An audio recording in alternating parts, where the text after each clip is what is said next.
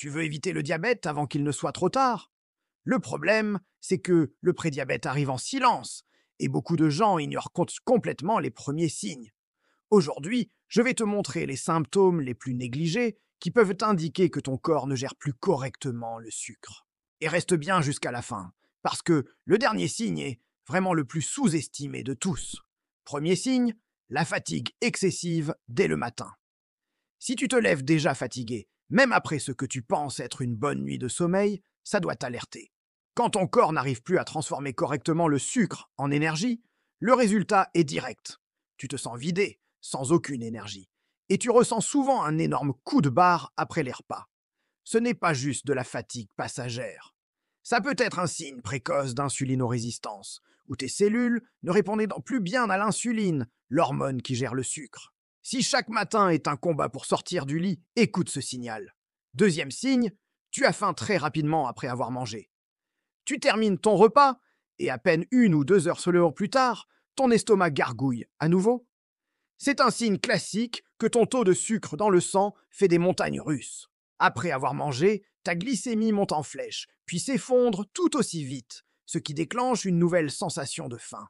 Ce phénomène est épuisant pour ton pancréas. Il dérègle complètement ton insuline et prépare petit à petit le terrain pour un futur diabète. Beaucoup de gens ignorent ce signe et se disent simplement « Ah, j'ai un gros appétit ». Mais c'est souvent bien plus que ça. Troisième signe, une soif plus élevée que d'habitude.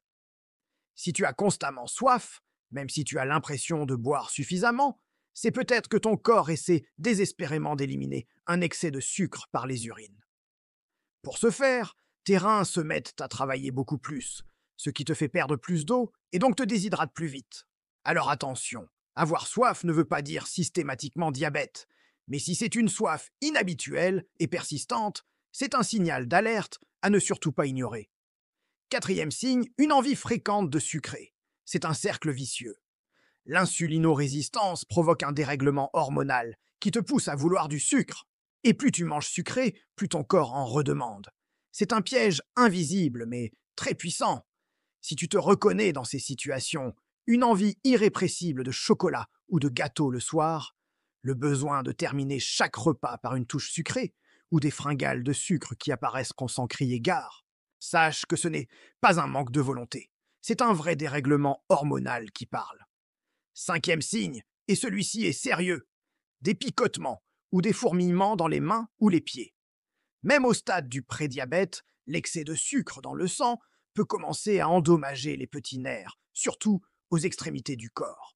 Tu peux ressentir des picotements, un léger engourdissement ou cette fameuse sensation de fourmi.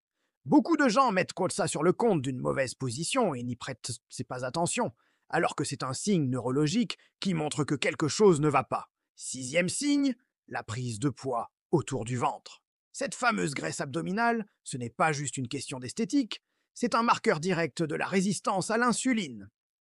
Si tu constates que tu prends du ventre même sans avoir changé ton alimentation, ou que tu as énormément de mal à perdre le gras qui s'accumule spécifiquement à cet endroit, c'est un signe très clair.